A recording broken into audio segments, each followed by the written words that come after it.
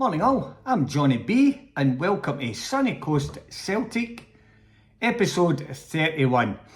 Well, here we go, one more sleep to go till we play the fourth best team in Glasgow.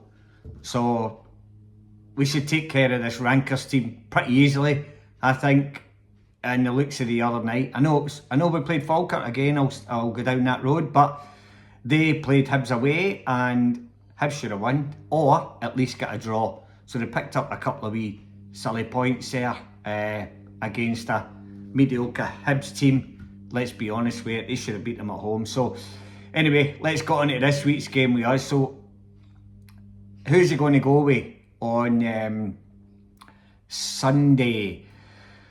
Now, Martin's done a great job since he came in, just actually motivating the players. Him and Sean Maloney, obviously Martin standing in the background, Sean Maloney's taking training, and that's probably how it's going to work until somebody else comes in. Or, if they keep going like this, can Martin O'Neill go round for another couple of seasons? I don't know. If he could, it would be fantastic. Because he's a good lad. He's actually more mild now than he was. In the media, he just have a good laugh at some of the things he says. And I don't think he gives a shit anymore. He just says whatever he wants to say. So good on you for doing that, Martin, as well. Sean Maloney's just sitting there quietly in the background, which is good. And then obviously getting through. He knows a lot of the players for being around the club at the under-19s and everything else. So, and Martin, he probably won't know a lot of the players at the present moment in time, but I can assure you they'll know him or they'll know of him.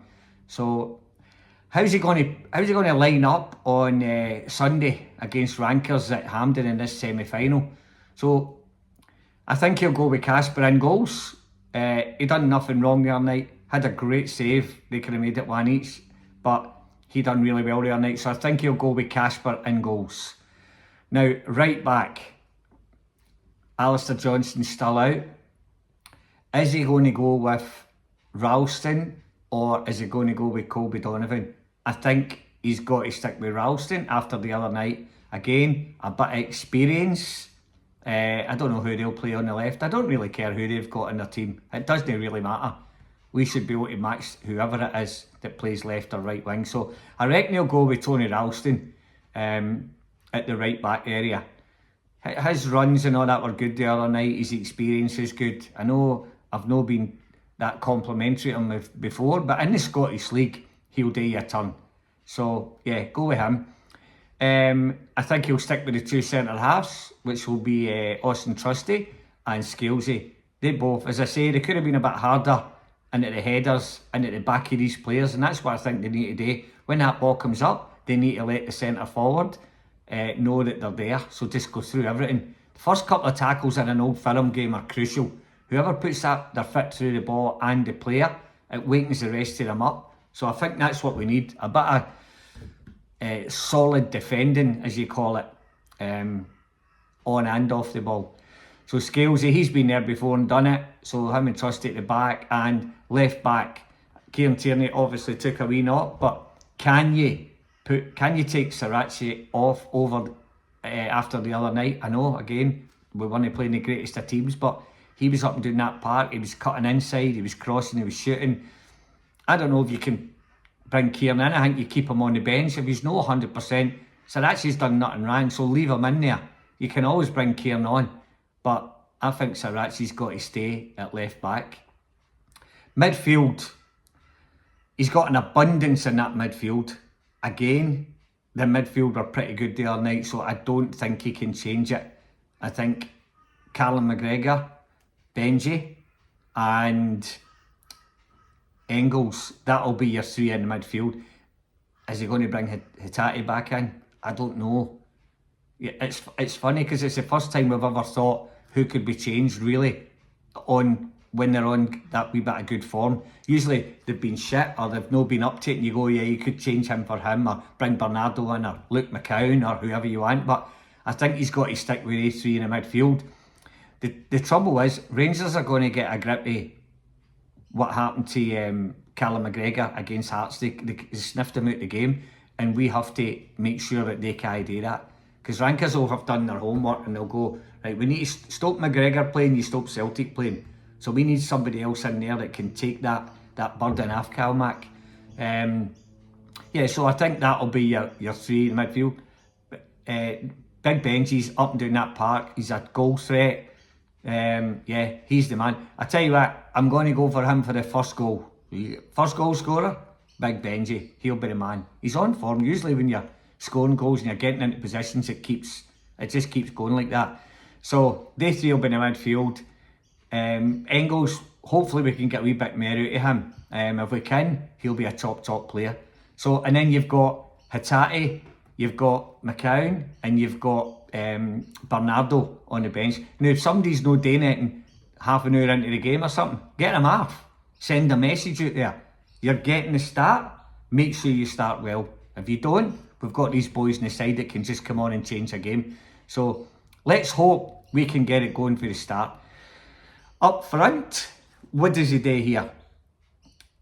Again, I know it wasn't a class outfit we were playing during the week, but I think he's got to start with James Forrest on the right, because James Forrest done nothing wrong. His legs aren't the same. He can't go the whole game, but I think if he's been there and done it against Rankers, and he could probably do it again. He never done anything wrong. You've got Maeda coming back. Is he 100% fit? If he is, it doesn't matter. His form was pretty poor before Martin took over, so let's just see how that goes. Again, if he plays Maeda instead of Forrest, you won't hear anything from me. Is he going to play Maeda through the middle and drop Johnny Kenny? That could be the way to go. Kenny scored 2 goals. Sometimes when you're scoring goals, it's a habit. So do you leave him in? And then he gets a wee bit of confidence for that, saying, well, okay, Maeda's sitting there on the bench and the manager prefers me. A centre forward's job is to put the ball in the net, and he done it twice the other day, and he could have had a third. So I don't know, if he drops him, it's hard for the boy, but it's 6.5 a dozen. I think he'll go with Kenny. I think he'll start with him. I think he should start with him. Again, I'm not a manager, so I don't get paid for making these decisions. All I'm doing is gaining an opinion. It's hard to pick a team right now because you don't know what's happening at training, who's injured, who's no. Is Iniacho anywhere near coming back? Don't know.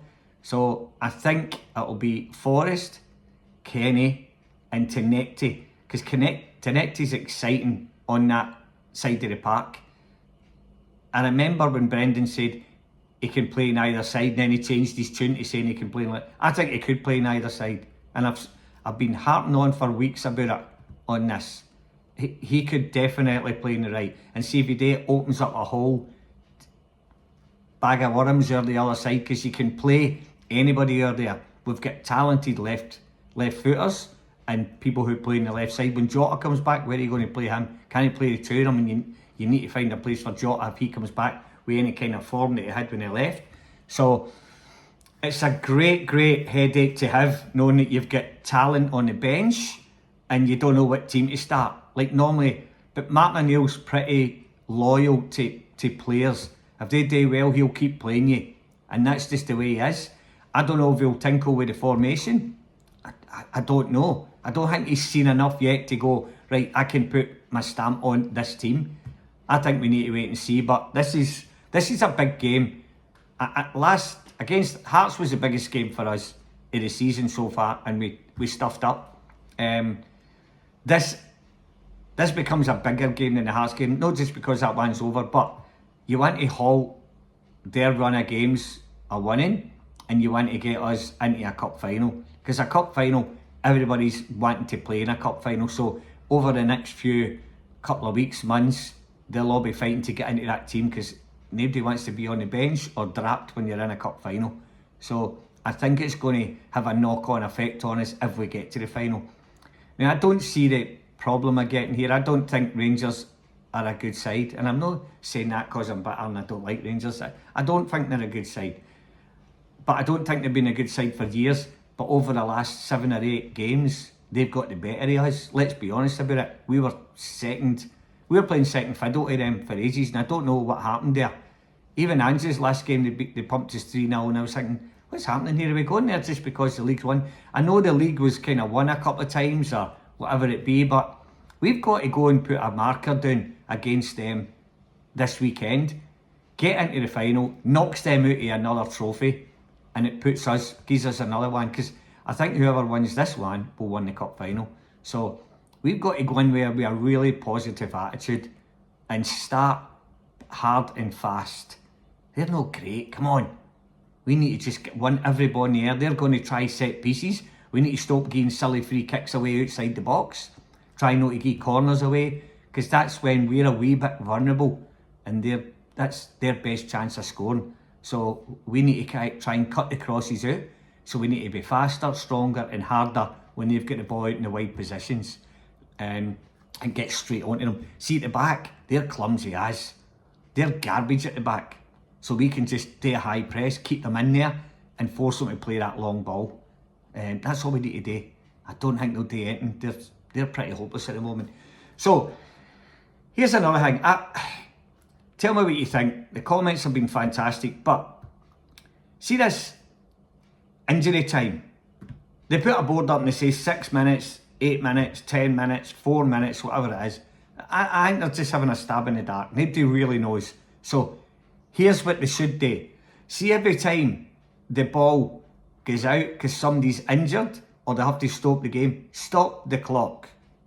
Stop the clock until the ball's in motion again, then start it. Then we'll get the best idea. We can't go wrong then. And then you just play it to 45 minutes is up. I don't get it. Why are we playing 45 and adding on 4 minutes, 5 minutes, 6 minutes? If the ball goes out for a throw in, that's different. You stand there, you're looking to keep it going. But when it's an injury, or when he stops it to talk to somebody, or anything apart from a ball going out, stop the clock, and then we restart the clock again. And then everybody can see it at the ground, the clock will stop, and then we can say, right, at 45 minutes, that whistle's going to go. We don't need to worry about talking to each other going, I wonder how many minutes they're going to add on. Like, it's an absolute guess. They don't get it right. So there's no somebody sitting in there with a stopwatch going right to 6 minutes. But if you stop the clock every time something happens, there's an injury or VAR, because this VAR's taking fucking 5 minutes, and then you end up playing 6 minutes of stoppage time. But the VAR was 5 minutes, and there was injuries, there was all sorts of shit going on, but we'll just add another wee minute on. Garbage. Every time there's VAR or an injury or whatever else, apart from a ball going out for a throw in or a corner, stop the game. Then you'll get a precise time that's added on. And everybody knows when that clock gets to whatever that time, 45 minutes, we know it's going to be half time. We're not wondering how or when or why, you know. So I just don't get it. That's no rocket science. That's easy. It's an easy fix to everything. So yeah, that could be it. But, because you know what it's like, I think we have to get the first goal on Sunday. I think if we go behind, we'll struggle. I think we have to get the first goal. And we're normally scoring goals. When Celtic were on fire, we scored within the first 15 minutes. I think we need to do that. I think we need to hammer them. Because if we score, their heads will go down. Because they'll be worried that we score again. And normally when we do score early, we keep the momentum going and we do get 1, 2, 3 or 4. And that's what happens. But the longer the game goes on, I think it plays into Ranker's hands. We do not want it to go into penalties. I don't even want extra time. Just finish the game. You've got 90 minutes to finish a second-rate team who were in the bottom half of the table no long ago and managed to scrape a couple of wins and they're back up in the top 6 or whatever they are. It doesn't matter. But we should be confident getting into this game. Because they are, let's face it, rank rotten. So we should go out there confident and comfortable. So hopefully we get the game right. Hopefully Martin gets the team right. Hopefully we just crack on. And my prediction is, I think we'll win 3-1. I think we'll probably give a goal away in a set piece, but I think we'll score. I think we'll score more goals. And as I say, I think Big Benji will get the first. So I don't care who scores it, to be honest with you. But I'll talk to you after the game. Enjoy it and hail, hail.